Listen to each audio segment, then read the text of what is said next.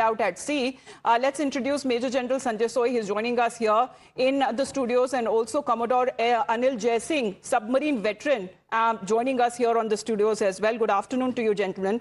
Anil sir, can you help us explain, when it comes to the question that has been raised, what is actually in India's jurisdiction? Can India could have done anything? And was there, an overlook in sight as far as a US submarine being very much present in the international waters so close to India? Well, from a purely naval professional perspective, this Iranian ship had come for the International Fleet Review. It participated in the Milan exercise after that. And thereafter, it had detached from anything it was doing with India and was heading back to wherever it was next going to be deployed at, which we have no sort of responsibility over. And we probably wouldn't even know where she's going. She was going into a combat zone, so we don't know where she was going to be deployed. So I think insofar as that is concerned, firstly, I don't think it's fair to say that India had anything, India could have done something about it. It was a guest of India and all that we've been hearing. Nothing of the sort. It's a naval ship.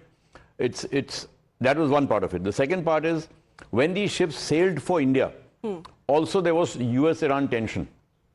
So any warship which sails out from its waters should be ready to fight a war, fundamentally. It should be armed well enough to at least, if not take the war to the enemy, at least defend itself in an adverse situation. Here, unfortunately, what happened was that after she detached and was heading back, war broke out. And once war breaks out, as far as naval forces are concerned, international waters are international waters. Anybody can attack anybody if there's a war between two protagonists. So in this case, a US nuclear submarine obviously was patrolling there. There are two aircraft carrier battle groups which are standing by in this conflict. The USS Abraham Lincoln Group and the USS Gerald Ford Group. So it is inevitable that if there are carrier battle groups, there will be nuclear attack submarines over there or in and around. The US Navy has got more than 40 attack submarines that are deployed all over the world. So obviously in a zone where there is tension, there will be nuclear attack submarines. The Iranian ship, this is a 1,600-ton corvette. It's one of the latest ships in the Iranian arsenal. It is equipped with a helicopter. But sir, was it at the time of the attack, was it defenseless? No warship should ever be defenseless. If it was defenseless, that's...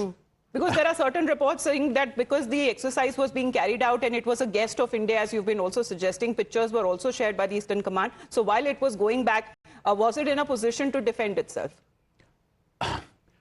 It would not have been defenseless, firstly. No warship sails without weapons, ever.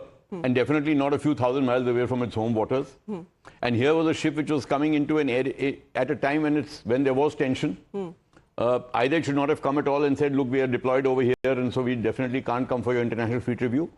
Or if it came, I'm sure it would have had some self-defense capability, at least, even if it didn't have an offensive capability. And like I said, this is a modern corvette.